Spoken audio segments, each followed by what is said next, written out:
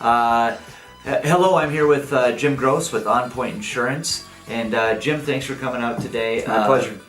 I'm looking at all the snow on the ground. I'm hearing rain, I'm hearing more snow, and I'm thinking about my sump pump. I'm thinking about the snow on my roof. I had a chat with you a little bit earlier today that I wanted to just share with everybody out there as it relates to insurance and insurance policies. What's your take on this whole deal? Well, most people should have in this area coverage within their home policy to cover if water comes into the home, whether it be through a sump pump or by other means. Now, flood, we're talking something different. You need flood insurance for that. But you mentioned all the snow that's out there. It's going to melt at some point, hopefully, right? We're gonna get summer. So the idea is the snow is gonna melt and turn into water, and where does it go? If it comes in through your sump pump well, which is fairly common in our area, you want to make sure you have coverage for that in your home policy. So check with your insurance agent to make sure that you've got coverage for these things. Now, the snow on the roof, that's also something we talked about this morning. Most home policies are going to have coverage for if there's a collapse of the roof due to the weight of the ice and snow. Some policies won't have that coverage. For some policies, it is an optional coverage that you need to pay extra for.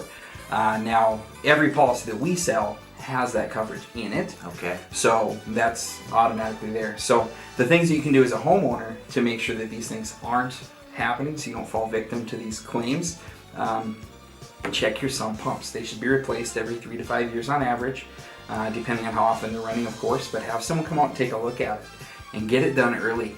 These stores that sell them, they're going to run out real quick. Good point. Once Good point. People realize that this has to happen.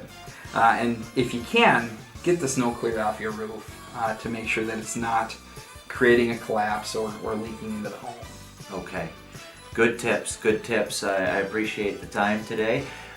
We may be going to take a field trip to do some work outside, but for right now, sump pumps, test them, make sure they're working, and see if you can get that snow off the roof.